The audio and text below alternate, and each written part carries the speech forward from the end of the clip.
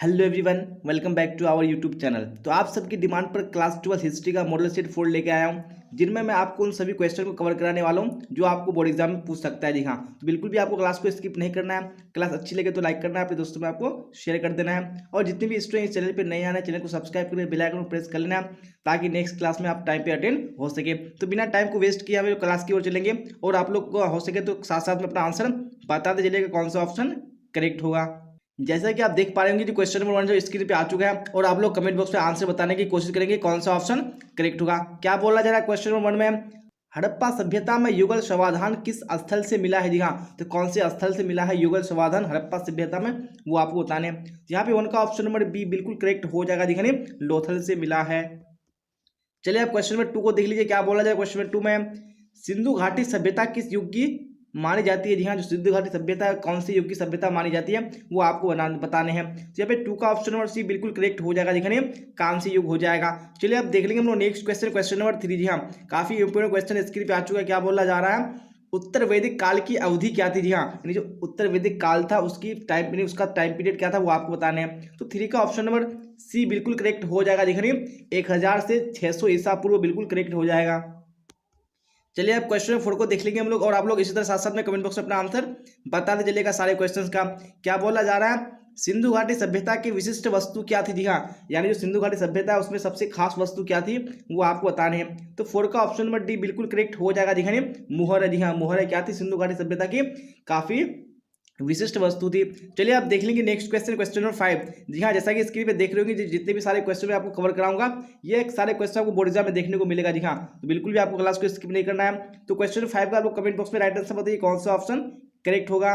वैदिक सभ्यता के संस्थापक कौन थे? जी हाँ, यानी जो वैदिक सभ्यता है इसके संस्थापक कौन थे, इसकी स्थापना किसने की थी, वो आपको बताने हैं। तो 5 का ऑप्शन नंबर सी बिल्कुल करेक्ट हो जाएगा। दिखाने गुप्त। चलिए अब देख लेंगे हम लोग नेक्स्ट क्वेश्चन, क्वेश्चन नंबर 6।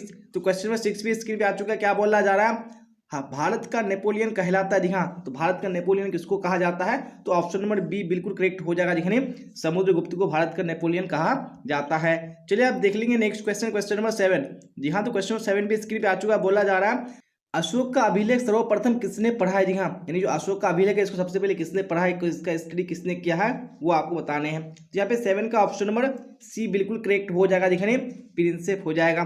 चलिए अब देख लेंगे हम लोग नेक्स्ट क्वेश्चन, क्वेश्चन नंबर 8। जी हाँ, तो क्वेश्चन नंबर 8 भी स्क्रीन पे आ चुका है। क्या बोला जा रहा है? गुप्त वंश का संस्थापक कौन था? दिखाने गुप्त वंश की स्थापना किसने की थी, वो आपको बताने हैं। तो यहाँ पे 8 का ऑप्शन नंबर डी बिल्कुल करेक्ट हो जाएगा। दिखने श्री गुप्त हो जाएगा। चलिए अब देख लेंगे हम लोग नेक्स्ट क्वेश्चन, क्वेश्चन नंबर 9। जी हाँ, स्क्रीन पे क्वेश्चन आ चुका है। बोला जा रहा है हर्षवर्धन कहाँ का शासक था? जी हाँ, तो हर्षवर्धन कहाँ का शासक था, वो आपको बताने हैं। तो यहाँ पे 9 का ऑप्शन नंबर बी बिल्कुल करेक्ट हो जाएगा। दिखने कन्नौज का। चलिए अब देख लेंगे नेक्स्ट क्वेश्चन, क्वेश्चन नंबर 10। जी हाँ, स्क्रीन पे आ चुका है क्वेश्चन। बोला जा रहा है अरबों की सिंध विजय कब हुई? जी हाँ, यानी अरबों ने सिंध विजय कब किया, वो आपको बताने हैं। यहाँ पे 10 का ऑप्शन नंबर डी बिल्कुल करेक्ट हो जाएगा। दिखाने 712 ईस्वी में। चलिए आप देख लेंगे यहाँ पे क्वेश्चन नंबर 11 को। क्या बोला जा रहा है? सांची का स्तूप कहाँ स्थित है? जी हाँ, जो सांची का स्तूप है वो कौन से राज्य में स्थित है, वो आपको बताने हैं। यहाँ पे 11 का ऑप्शन नंबर सी बिल्कुल करेक्ट हो जाएगा। चलिए आप देख लेंगे नेक्स्ट क्वेश्चन, क्वेश्चन नंबर 12। जी हाँ, क्वेश्चन नंबर 12 स्क्रीन पे आ चुका। बोला जा रहा है नगरीय सभ्यता के नाम से जाना जाता है। जी हाँ, यानी वो कौन सी सभ्यता है जिसको नगरीय सभ्यता के नाम से जाना जाता है? तो 12 का ऑप्शन नंबर बी बिल्कुल करेक्ट हो जाएगा। दिखने हड़प्पा सभ्यता को नगरीय सभ्यता के नाम से जाना जाता है। चलिए अब देख लेंगे यहाँ पे नेक्स्ट क्वेश्चन, क्वेश्चन नंबर 13। जी हाँ, स्क्रीन पे आ चुका है क्वेश्चन। बोला जा रहा है प्रारंभिक वैदिक काल की अवधि थी। जी हाँ, जो प्रारंभिक वैदिक काल है उसकी अवधि, उसका टाइम पीरियड क्या था, वो आपको बताने। तो पे 13 का ऑप्शन नंबर डी बिल्कुल करेक्ट हो जाएगा। दिखने 1500 से 1000 ईसा पूर्व हो जाएगा। चलिए अब देख लेंगे हम लोग नेक्स्ट क्वेश्चन, क्वेश्चन नंबर 14। तो स्क्रीन पे आ चुका है क्वेश्चन। बोला जा रहा है अकबर ने किस साल में दीन ए इलाही धर्म चलाया था? जी हाँ, उन्होंने एक धर्म चलाया था दीन ए इलाही, तो वो कौन से वर्ष में चलाया था? तो 14 का ऑप्शन नंबर डी बिल्कुल करेक्ट हो जाएगा। दिखाने 1581 ईस्वी में। चलिए अब देख लेंगे नेक्स्ट क्वेश्चन, क्वेश्चन नंबर 15। जी हाँ, क्वेश्चन स्क्रीन पे आ चुका। बोला जा रहा है दारा एवं शाहजहां के पास आगरा में रहती थी। जी हाँ, दारा और शाहजहां के पास आगरा में कौन रहती थी? तो 15 का ऑप्शन नंबर ए करेक्ट हो जाएगा। दिखाने जहां आरा रहती थी। चलिए अब देख लेंगे नेक्स्ट क्वेश्चन, क्वेश्चन नंबर 60। जी हाँ, तो क्वेश्चन नंबर 16 स्क्रीन पे आ चुका। बोला जा रहा है बाबर चंगेज खां का कौन सा वंशज था? जी हाँ, यानी उनका कौन सा वंशज था, किसका? चंगेज खां का। जी हाँ, आप सबको बताइए चंगेज खां था वो कौन था? एक मंगोल शासक था। तो बाबर चंगेज खां का कौन सा वंशज था? तो ऑप्शन नंबर डी बिल्कुल करेक्ट हो जाएगा। दिखाने 14वां वंशज हो जाएगा। चलिए अब देख लेंगे हम लोग नेक्स्ट क्वेश्चन, क्वेश्चन नंबर 17। तो क्वेश्चन नंबर 17 स्क्रीन पे आ चुका है। क्या बोला जा रहा है, गुलबदन बेगम कौन थी? जी हाँ, तो गुलबदन बेगम कौन थी वो आपको बताने हैं, यानी नर्तकी थी, गायिका थी, लेखिका थी या नायिका थी? जी हाँ, तो आप सबको बताइए कि जो गुलबदन बेगम है उन्होंने ही हुमायूं नामा को लिखा था। तो यहाँ पे ऑप्शन नंबर सी बिल्कुल करेक्ट हो जाएगा, नहीं वो एक लेखिका थी। चलिए अब देख लेंगे नेक्स्ट क्वेश्चन, क्वेश्चन नंबर 80। जी हाँ, स्क्रीन पे आ चुका है। क्वेश्चन बोला जा रहा है हुमायूं का भाई कौन था? जी हाँ, तो हुमायूं का भाई इनमें से कौन था? यहाँ पे ऑप्शन नंबर डी बिल्कुल करेक्ट हो जाएगा, नहीं उक्त सभी। जी हाँ, यानी कामरान, अस्करी, हिंदल, ये सारे क्या थे? हुमायूं के भाई थे। चलिए अब क्वेश्चन नंबर 19 को देख लीजिए। क्या बोला जा रहा है, पानीपत की प्रथम लड़ाई कब हुई? जी हाँ, पानीपत का जो पहली लड़ाई हुआ था वो कब हुआ था वो आपको बताने हैं। तो यहाँ पे right answer option number A बिल्कुल करेक्ट हो जाएगा। दिखाने 1526 ईस्वी में हुआ था और ये बाबर और इब्राहिम लोदी के बीच में हुआ था।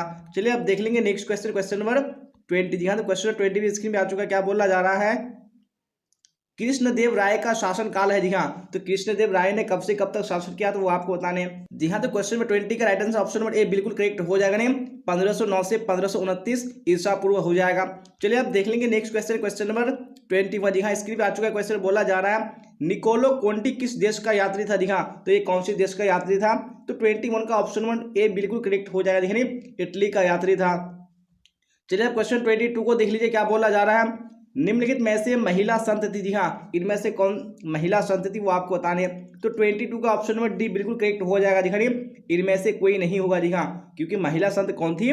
वो रबिया थी, तो आपको याद रखने हैं। चलिए आप देख लेंगे next question, question 23।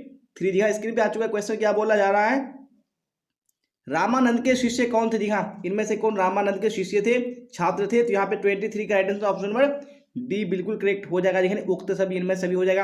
Ravidas, Kabir, उसके बाद जो पीपा है, ये सारे क्या थे? रामानंद के शिष्य थे। चलिए अब देख लेंगे नेक्स्ट क्वेश्चन, क्वेश्चन 24। जी हाँ, 24 भी स्क्रीन पे आ चुका है। क्या बोला जा रहा है, कृष्ण को कौन अपना पति मानती थी? जी हाँ, तो कृष्ण को कौन अपना पति मानती थी? तो यहाँ पे 24 का ऑप्शन नंबर ए बिल्कुल करेक्ट हो जाएगा। दिखाने मीरा कृष्ण को अपना पति मानती थी क्योंकि वो क्या हो चुकी थी?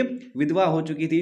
चलिए अब देख लेंगे नेक्स्ट क्वेश्चन, क्वेश्चन 25। जी हाँ, 25 स्क्रीन पे आ चुका है। क्या बोला जा रहा है, अब्दुल रज्जाक समरकंदी नामक यात्री ने किसके यात्रा वृत्तांतों को पढ़ा और उससे प्रेरणा ली? जी हाँ, यानी जो अब्दुल रज्जाक था वो कहाँ का रहने वाला था? समरकंद का रहने वाला था, इसलिए उसको नाम समरकंदी पड़ गया। तो वो कौन से यानी किसके यात्रा वृत्तांत को पढ़ा था वो आपको बताने हैं। तो यहाँ पे 25 का right answer option number B बिल्कुल करेक्ट हो जाएगा। दिखानी यानी इब्न बतूता की यात्रा वृत्तांत को पढ़ा था। चलिए अब देख लेंगे नेक्स्ट क्वेश्चन, क्वेश्चन 26। जी हाँ, क्वेश्चन स्क्रीन पे आ चुका, बोला जा रहा है किताबुल हिंद कुल कितने अध्यायों में विभक्त है? जी हाँ, यानी जो किताबुल हिंद है वो कितने लेसन में उसको बांटा गया है? तो 26 का right answer option number A बिल्कुल करेक्ट हो जाएगा। दिखानी 80 हो जाएगा। चलिए अब देख लेंगे नेक्स्ट क्वेश्चन, क्वेश्चन 27। क्या बोला जा रहा है, महलवाड़ी व्यवस्था में राजस्व वसूलने का इकाई क्या था? जी हाँ, तो क्या इकाई था राजस्व वसूलने का महलवाड़ी व्यवस्था में?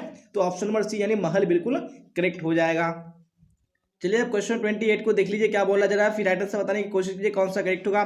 संथाल विद्रोह का नेतृत्व किसने किया था? जी हाँ, किसने संथाल विद्रोह का नेतृत्व किया था? तो 28 का ऑप्शन नंबर बी बिल्कुल करेक्ट हो जाएगा। दिखाने सिद्धू हो जाएगा।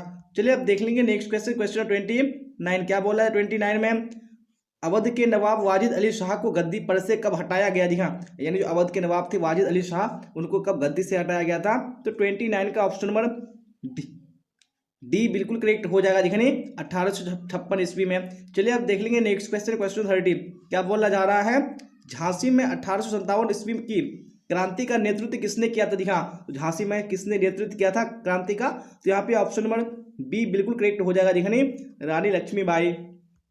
चलिए अब देख लेंगे नेक्स्ट क्वेश्चन, क्वेश्चन 31। क्या बोला जाए 31 में, एनफील्ड राइफलों का इस्तेमाल किसने सर्वप्रथम शुरू कराया था? जी हाँ, ये जो एनफील्ड राइफल है उनका इस्तेमाल, उनका सबसे पहले प्रयोग किसने शुरू कराया था? तो यहाँ पे 31 का right answer option number A बिल्कुल करेक्ट हो जाएगा। दिखाने हेनरी हार्डिंग हो जाएगा।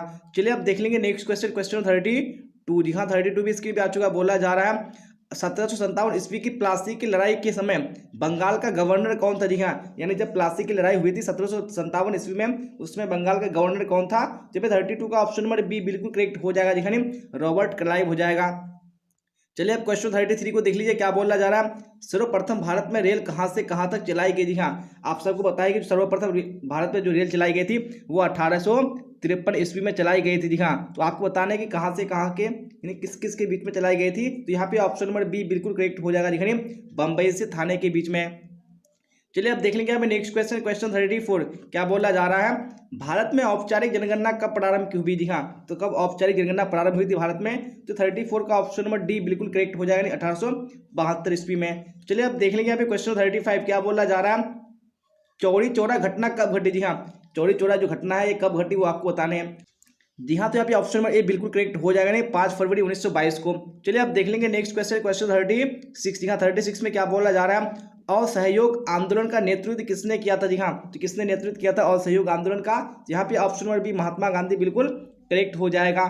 चलिए अब देख लेंगे नेक्स्ट क्वेश्चन, क्वेश्चन 37 क्या बोला जा रहा है, मुस्लिम लीग की स्थापना किसने की थी। जी हाँ, नहीं जो मुस्लिम लीग है इस पार्टी की स्थापना किसने की थी, तो 36 का right answer option number B बिल्कुल करेक्ट हो जाएगा, दिखाने खा बंधु हो जाएगा। चलिए अब देख लेंगे हम लोग नेक्स्ट क्वेश्चन, क्वेश्चन 38। जी हाँ, 38 भी इसकी भी आ चुका है, क्या बोला जा रहा है, मुस्लिम लीग ने प्रत्यक्ष कार्रवाई दिवस मनाने की घोषणा कब की। जी हाँ, तो कब की थी मुस्लिम लीग ने प्रत्यक्ष कार्रवाई दिवस मनाने की घोषणा, तो 38 का ऑप्शन नंबर भी बिल्कुल करेक्ट हो जाएगा, दिखाने 16 अगस्त 1946 ईस्वी में। चलिए अब देख लेंगे नेक्स्ट क्वेश्चन, क्वेश्चन 39 क्या बोला जा रहा है, हिंदू महासभा के संस्थापक कौन थे। जी हाँ, तो कौन इसके संस्थापक थे, तो यहाँ पे 39 का ऑप्शन नंबर ए बिल्कुल करेक्ट हो जाएगा, नहीं पंडित मदन मोहन मालवीय। चलिए अब देख लेंगे नेक्स्ट क्वेश्चन, क्वेश्चन 40। जी हाँ, तो क्वेश्चन स्क्रीन पे आ चुका, बोला जा रहा है ब्रिटेन में लेबर पार्टी की सरकार द्वितीय विश्व युद्ध के बाद कब बनी। जी हाँ, तो कब बनी थी द्वितीय विश्व युद्ध के बाद में, तो ये 40 का ऑप्शन नंबर ए बिल्कुल करेक्ट हो जाएगा, दिखाने 26 जुलाई 1945 ईस्वी को। जी हाँ, इसी क्वेश्चन के साथ आज का क्लास एंड होता है, और क्लास आपको अच्छी लगी हो तो लाइक कर देना, अपने दोस्तों में आपको शेयर कर देना है, और जितने भी स्टूडेंट नए आ रहे हैं चैनल को हर हाल में सब्सक्राइब कर लेना। जी हाँ, और मैं जितनी भी क्लासेस लेके आ रहा हूँ आपको हर क्लास में अटेंड होना जरूरी है। जी हाँ, अगर आप सारे क्लास को कर लेते हैं तो मुझे उम्मीद है कि आपको बोर्ड एग्जाम में इससे बाहर क्वेश्चन नहीं पूछा जाएगा। तो यहाँ तक बने रहने के लिए आप सबका धन्यवाद, फिर मिलेंगे हम लोग अगली क्लास में। Till then bye bye, tata, see you on the next class.